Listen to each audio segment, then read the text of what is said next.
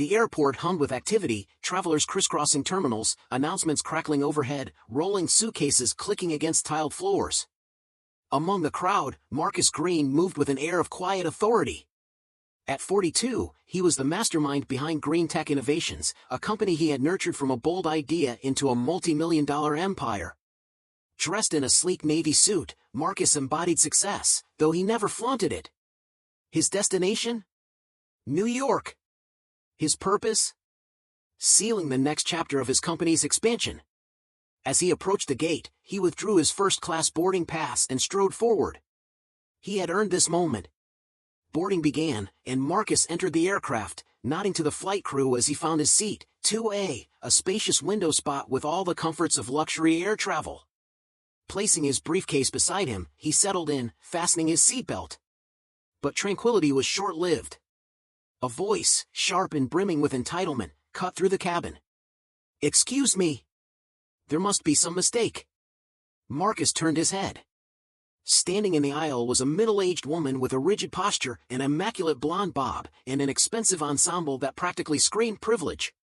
Her expression contorted between disbelief and indignation. Soon, he would learn her name, Patricia Whitmore. "This is my seat," she declared, flashing her boarding pass as though it were a royal decree. Then, she turned her attention to Marcus, her nose wrinkling as if the very sight of him offended her. "There's no way he should be sitting here."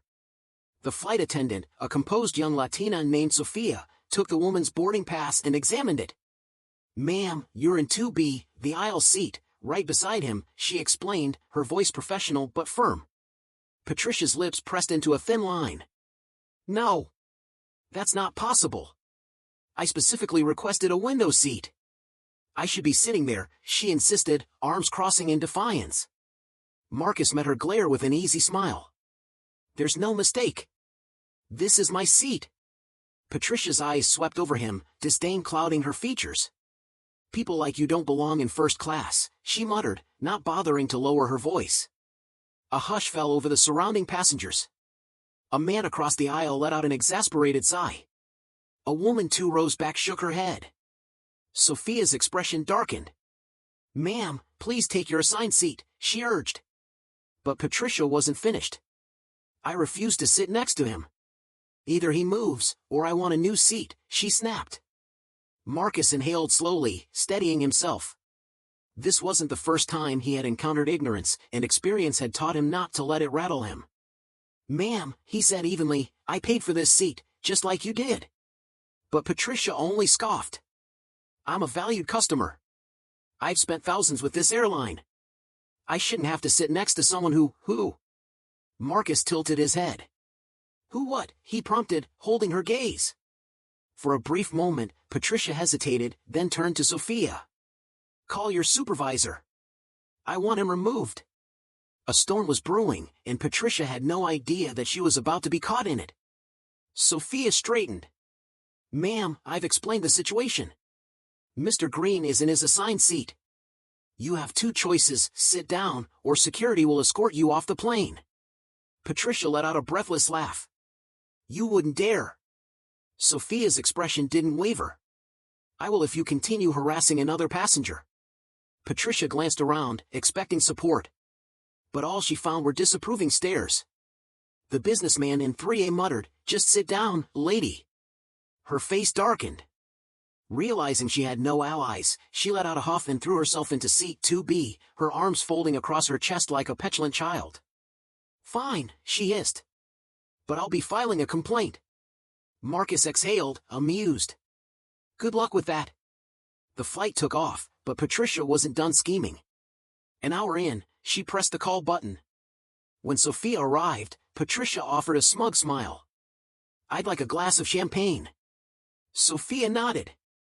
"Certainly, ma'am." Then, she turned to Marcus. "And for you, sir?" "Water's fine, thank you," he replied. Sophia disappeared, but when she returned, she wasn't alone. Beside her stood a senior flight attendant, a poised black woman with sharp eyes and a presence that commanded attention. Her name tag read Lisa. "Ms. Whitmore," Lisa said, her tone all business. "We need to have a word." Patricia's smirk faded. "What now?" Lisa raised a tablet. Before takeoff, we received reports regarding your behavior. Discriminatory remarks are a violation of our airline's code of conduct. You've been flagged. Patricia's posture stiffened. Excuse me?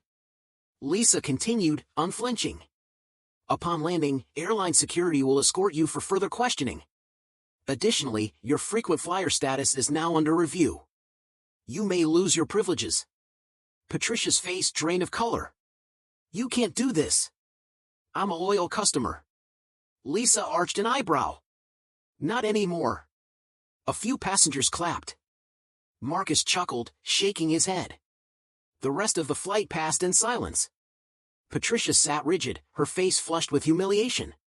And when they landed, she was escorted off the plane, not as a valued customer, but as a cautionary tale. As Marcus stepped onto solid ground, he smiled to himself. Some battles didn't require shouting. Sometimes, justice had a way of handling itself. And today? It had done so perfectly.